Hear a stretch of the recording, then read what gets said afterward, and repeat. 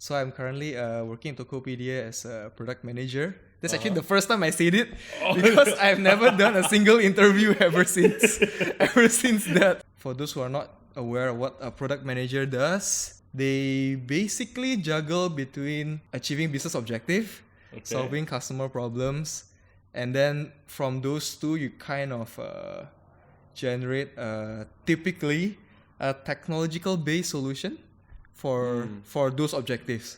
So solving the customer problem and then trying to hit the company business goals. So it is a combination of business problems and customer problems. Yes, and you're tackling that.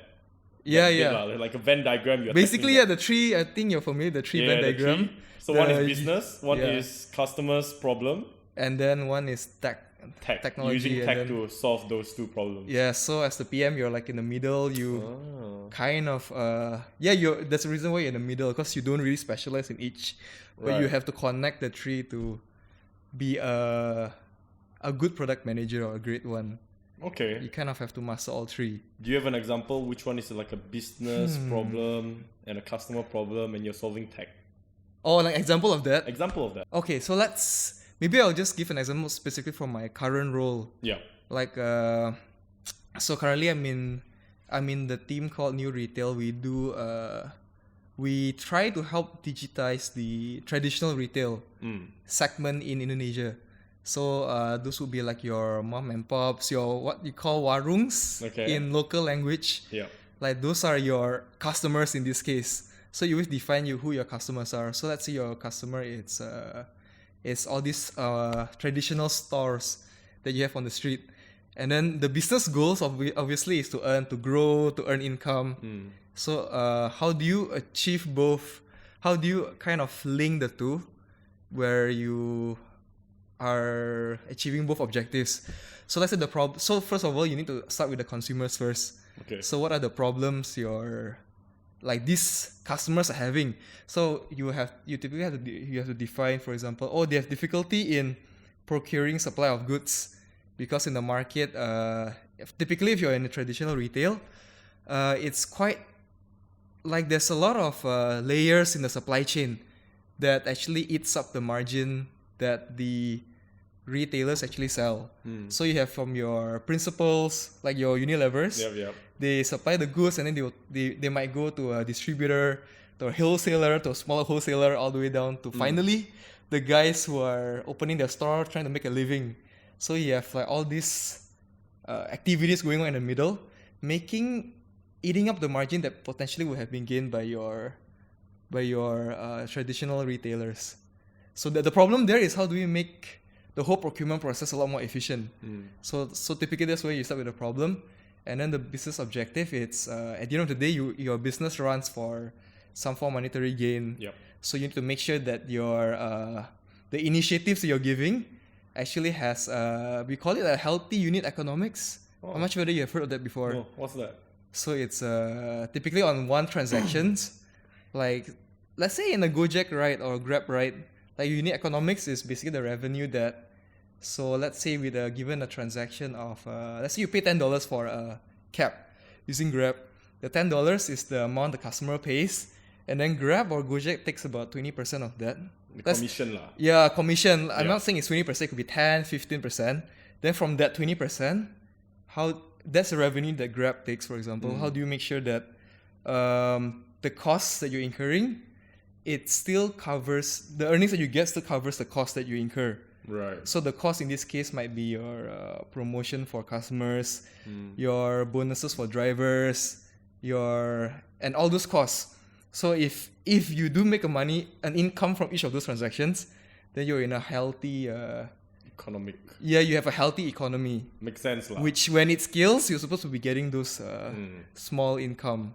Like even though if it's just like a few dollars per transaction, at least you're making positive revenue, positive profit.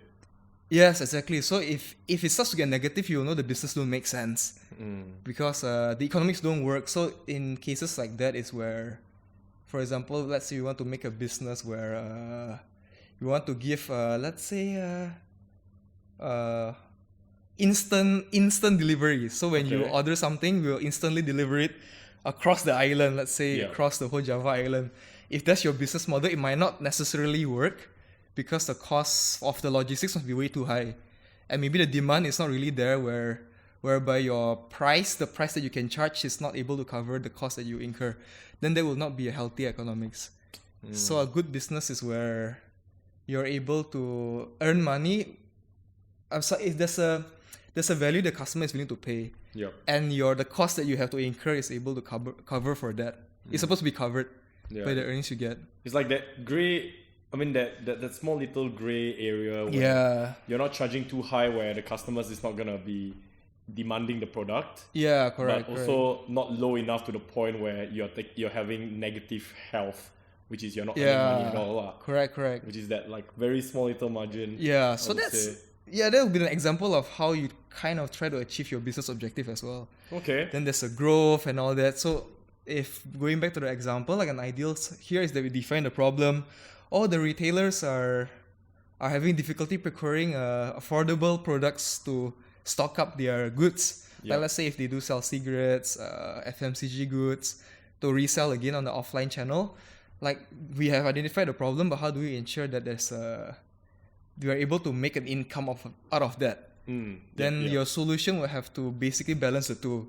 So typically in a software company where your solution is a software-based product, you want to address those two problems basically. Yep. So after you know there's a problem and then you can get money out of it, that's where you craft The technology your solution. inside it. So The it cannot solution be is one or the other. Like if there's a business objective, if the customers are not willing to, there's no problem to solve, Yeah.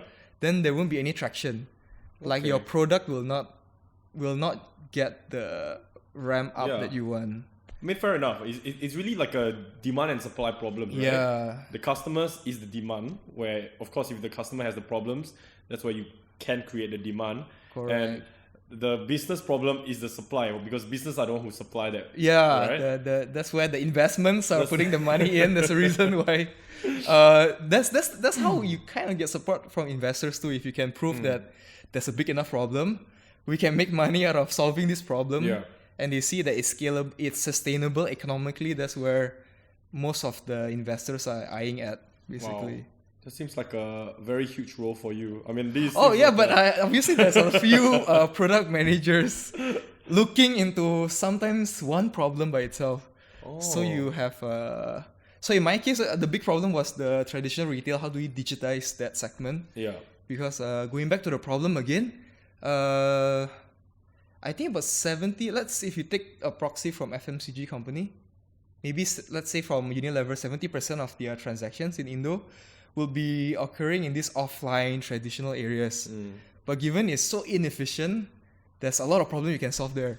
You can break that problem down into many bits. Right. Like you can start looking, for example, just into how do we make the operations more efficient. So say you can provide a software as a service solution. So like bookkeeping tools, which is quite prominent now. Okay. Or that kind of solutions, or you can even tackle it in a different way where how do we help them have more additional income? So you can perhaps give them how do we provide service for them to be able to resell. In this case, let's say phone credit. So we also provide a phone credit for this traditional retail to resell to get the income for themselves. Okay. So there's many angles to look at it, and normally we break the problems down into chunks, and then you have one product manager looking into each problem. One product manager into one problem. Depends how lean the team is. Okay. The bigger the company, the more cuts you get. The more specific your product manager's scope is. But typically in a smaller startups, your scope will tend to be a bit bigger. Right. But as your business gets a lot, the reason for that is when you're a lot smaller, you're often experimenting a lot. True. You are not sure what works, so you kind of throw the net out very wide. Okay. And then see what works. And then normally when it works, you can afford to invest in hiring more product managers to really, really get into the details of that one specific problem. So typically that's how it works in the how the scope of a product manager might differ from different companies. Wow, that's it seems like your role is quite a it's very yeah, important role. I think it's becoming more important these days, where a lot of industry are moving into digital. Like it's because product manager, they are unique, where their solutions are on software. Yeah. So software know-hows are quite specific. Yeah. Okay. So you need specific knowledge and skills to do them. And so because the trend is going digital, the exposure this role gets becomes a lot higher as well.